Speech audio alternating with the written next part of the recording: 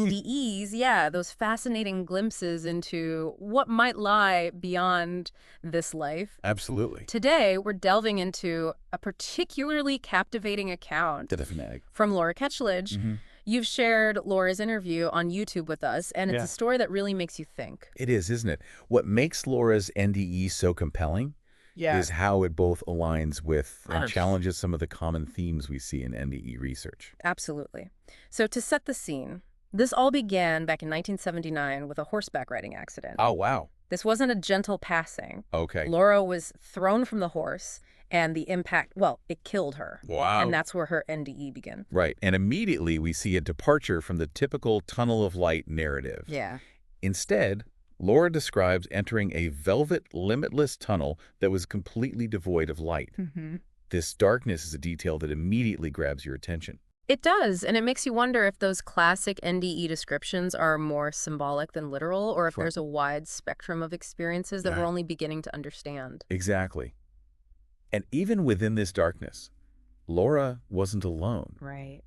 She was met by her deceased grandfather, who acted as her guide. Ah. It's a beautiful testament to the enduring power of love and connection, even beyond the physical realm. Mm-hmm. And this ties into a fascinating concept that Laura touches on, the irrelevance of time in this NDE state. Yes. It's almost as if she stepped outside of our linear understanding of time, Exactly. which is something that many NDers report, and this journey takes her to what's often called a life review. Right. But as Laura describes it, it wasn't about judgment from some higher being. It wasn't about a scorecard or punishment. Right. She wasn't being judged by an external force. It was more about reliving her life and feeling the ripple effects of her actions, both the positive and negative ones. Yeah. She even talks about specific examples like the joy she felt when she helped a young girl find her lost cat. And on the flip side, she also re-experienced the pain she caused when she was unkind to others. Right. Ultimately, her big takeaway from the life review was, everything in your life, how you treat others, matters. This emphasis on actions and their impact on others, I think it really resonates with the core of many spiritual and philosophical traditions. Right. It suggests a deeper interconnectedness, a responsibility we have to each other that extends beyond our everyday understanding. And that interconnectedness comes up again when Laura describes seeing the tree of life. Oh. Now, this wasn't a literal tree from the Bible, but more of a symbolic representation of how our thoughts can shape the non-physical realm. It's fascinating, isn't it? This idea that our thoughts have power even beyond the physical. Yeah. It's something that's being explored in fields like quantum physics and consciousness studies. Right. There's a growing body of research suggesting that consciousness might not be confined to our brains, that it could have a wider influence. That's incredible. So if our thoughts have this power even beyond our physical bodies, Right. what does that mean for our understanding of the afterlife? Mm-hmm. Because that's where Laura's journey takes us, next to a place she calls Source. This source is described as a realm filled with souls and an overwhelming sense of love and joy. Wow. Laura believes that many people mistake this for heaven, Okay. but she sees it as something different, something more fundamental. And she describes the souls there as being parts of herself, Right. which is really intriguing. Does that hint at a connection to reincarnation, or is it something else entirely? It's a question that definitely sparks curiosity. You know, in many Eastern traditions, the concept of a unified consciousness, a universal soul, is central. Right. Perhaps Laura's experience is tapping into that idea. And this raises another question. If this source exists, if this is where we ultimately return to, why do we even have to come back to this physical reality? What's the point of this life if we're just going to end up back at source? That's the million-dollar question, isn't it? Right. And it's one that has been pondered by philosophers and spiritual seekers for centuries. Yeah. But for Laura, returning to her physical body was a necessity, Oh, yeah. even though she was deeply reluctant to leave that sense of love and joy behind. Right. It's interesting how many NDEers describe that feeling of not wanting to return. Exactly. And as Laura was being pulled back, she had this intense feeling of urgency. Oh, wow. Like there was something important she needed to do. Interesting. But tragically, much of the knowledge and memories from her NDE were stripped away as she returned. That loss of memory is another common thread in NDE accounts. Right. Some researchers believe it's a protective mechanism. Okay. Perhaps our human minds aren't equipped to fully grasp the complexities of these other realms. Or maybe it's like a cosmic test. you know? Yeah. We get a glimpse of something incredible, Right. but we have to figure out how to apply those lessons back here in the physical world. Even without all the details. That's a really interesting perspective. Yeah. It suggests a process of integration, of taking these profound experiences and weaving them into our everyday lives. And speaking of integration, this is where things take another intriguing turn. Okay. Just before fully returning to her body, Laura had an encounter with a mysterious blonde woman. This woman delivered a prophecy Wow. telling Laura that she would have a difficult life ahead, Oh. filled with hardship and struggle. Now, this element of prophecy introduces a layer of complexity.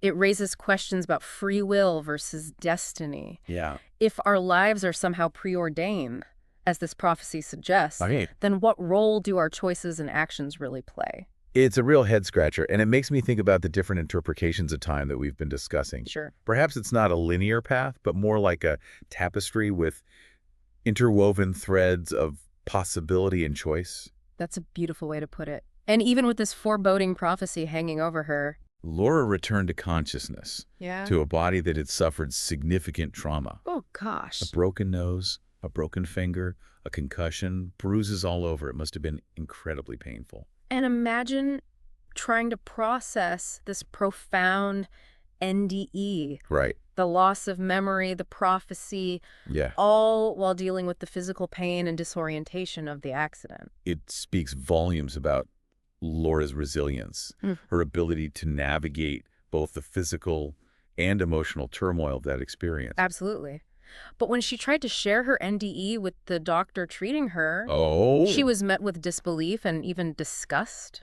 Unfortunately, this kind of reaction from medical professionals is all too common. Yeah. NDEs often fall outside of our conventional scientific framework. Right. And it can be challenging for people, especially those in the medical field, to reconcile these experiences with their existing beliefs. It's understandable, but also heartbreaking. Absolutely. Here, Laura is grappling with this life-altering experience, and then she's dismissed and shamed for even mentioning it. No wonder she initially kept it a secret. It's a reminder that these experiences can be deeply personal and often very challenging to share, Right. even with loved ones. Exactly. Mm. But that feeling of urgency, that need to share her newfound knowledge, eventually led her to confide in her grandmother. Okay. And here's where we see a fascinating connection to her family history. Oh.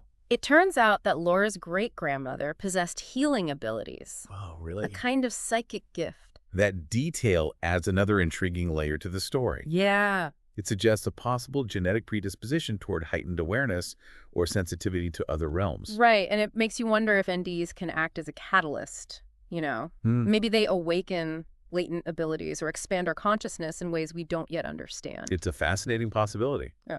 But for Laura, the most profound and lasting impact of her NDE Right. wasn't necessarily about psychic powers. It was a fundamental shift in her perspective on life and death. Her fear of death diminished, replaced by a deep conviction that love and connection continue beyond the physical realm. That's beautiful. And that knowledge fueled her desire to live a good life, a life filled with kindness and purpose. It's a beautiful testament to the transformative power of these experiences. Right. Even decades later, Laura's NDE continues to shape her values and her approach to life. And what's really moving is how she was able to use her experience to comfort her dying parents, offering them solace and a glimpse of what might await them. That's powerful. It must have been incredibly difficult for her to relive those moments, but also incredibly fulfilling to be able to offer that kind of peace. It shows us that these experiences, even though they can be intensely personal, Right. can also have a ripple effect, Yeah. touching the lives of those around us. It really highlights the idea that even though these experiences are often shrouded in mystery and can be difficult to articulate, Right. they can still bring comfort and a sense of hope to others. Absolutely. It speaks to a universal human need to make sense of death and to find meaning in the face of loss. And it makes you wonder, if we were to fully embrace the possibility of an afterlife, how might that change the way we live our lives today? That's a question worth exploring. Yeah. Would we be more compassionate, more forgiving, Right. more focused on living a life of purpose and meaning? It's hard to say for sure, but Laura's experience certainly suggests that a belief in the continuation of consciousness can be a powerful motivator for positive change. And it underscores the importance of listening to those who have had these experiences, even if they challenge our conventional understanding of reality.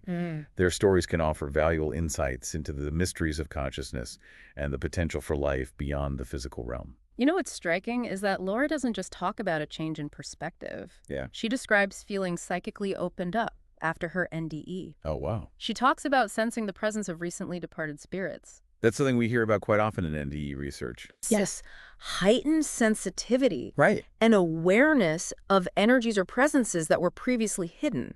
Right. It's almost as if the veil between worlds becomes thinner, more permeable. And it challenges us to reconsider our own assumptions about what's possible, what's real. Absolutely. It's easy to dismiss these experiences as hallucinations or wistful thinking. Right. But when you hear so many accounts that share similar themes, similar transformations, it makes you pause and wonder. There's a depth of feeling, a consistency to these narratives that's hard to ignore. Right. It suggests that there's something more at play here than just brain chemistry or psychological coping mechanisms. And ultimately, Laura's message is so simple, yet so profound. She says, try to be nicer, try not to damage anybody. That's what I believe your purpose is here. It's a reminder that we all have the capacity for kindness, for compassion, for making a positive impact on the world around us. Right. And perhaps, as Laura's experience suggests, that impact might ripple out further than we can imagine. Even into realms beyond our current understanding.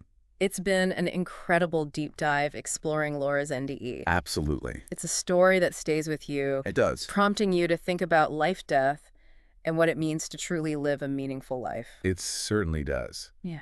And if we take anything away from this deep dive, it's that the mysteries of consciousness and the nature of reality are far from solved. Right. There's much more to explore, much more to learn. Absolutely. And Laura's story is a powerful invitation to keep asking questions and to remain open to the possibility of something more. Thank you for joining us on this journey. Yeah, thank you. We hope you leave with a sense of wonder and a renewed appreciation for the preciousness of life. And until next time, keep exploring, keep questioning, and keep the wonder alive.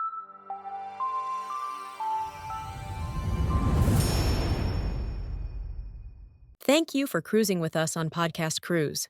If you enjoyed this journey into the unknown, don't forget to like, subscribe, and share. Your support helps us bring you more intriguing and thought-provoking podcasts. Stay curious, and we'll see you on the next adventure.